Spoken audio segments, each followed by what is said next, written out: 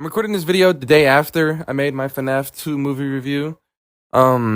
Preferably, this video is really more so aimed towards the fans of the franchise and of just the series in general, which I can full-heartedly say I am a part of. I'm a critic, I guess. I've already reviewed a few things. I wouldn't call myself the most perfect one, but when it comes to FNAF, I'd say I'm qualified enough to talk about it since I've been there since the very beginning, its inception, you know?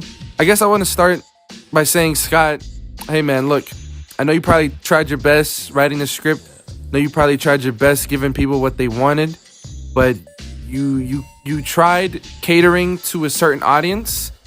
And again, it's your audience, and it makes a lot of sense for you to want that, you know, people to enjoy your work. But at the end of the day, you did that while sacrificing a good story. And I'll be the first to say it, Scott, since a lot of people don't want to talk to you specifically. Scott, the writing was absolutely terrible. It's definitely way worse than the first movie. The first movie was great. I enjoyed it. I left the theater refreshed, satisfied after this long-awaited wait of the FNAF movie first being announced and in the works, and after studio after studio after studio, and it finally came out. I was so happy with the story. It wasn't scary, but it was good enough for me to leave the theater with a satisfied smile on my face, you know. But with the second movie, Scott, I want to tell you again, this stuff was terrible. You messed up so much in this movie, my guy. Like, again, Blumhouse, they did amazing with the designs for the characters, for the withered animatronics, for the puppet. Puppet looked amazing in the movie, but dude, like it just, the writing was terrible, Scott. And from what I've seen so far, you're the only writer credited. So I'm talking to you again, Scott, and I want to let you know, man, really improve on his writing, bro, because the first movie you wrote, it was different from the games. It wasn't the same lore, but it was perfect enough to match up with what we have, okay?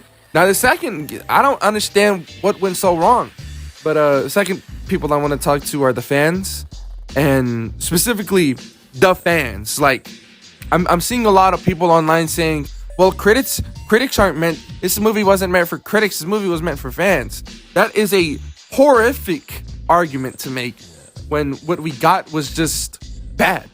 There's no denying that this movie was bad. Like, yeah, you could just say you went to go watch it just to watch it, but then that means the rest of the movies from here on out are gonna be terrible. Is this not something we want? We want something good. We don't want something that's just terrible. Like, the decisions these characters made were horrific. That ending was terrible. That's like some stuff out of Endgame. Something I wanted to talk about in the last video that I didn't get to is Charlotte's motives are all over the place.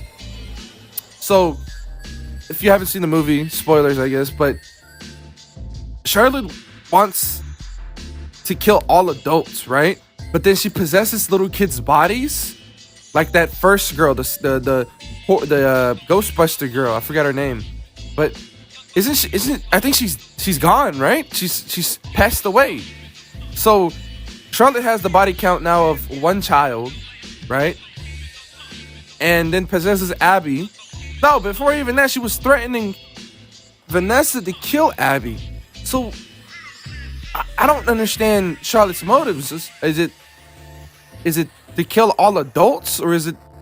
I don't get it. It's like they tried writing another William Afton, but instead William Afton actually made sense since we understood his motives and he had no boundaries with what he was doing. Charlotte says she wants to kill all the adults, but then threatens to kill kids only. That doesn't make any sense. If you know, it's just. I guess what I'm trying to say in this video is, why are we accepting this blatantly bad project when what we were waiting for 8 years for was FNAF 1? And I guess to wrap this video up is by saying FNAF 2 doesn't matter to me because it didn't happen. Okay, this is just like a fan fiction Scott wrote for FNAF 2. FNAF 1, we're still waiting on the sequel. Scott. We're still waiting on the sequel for FNAF 1.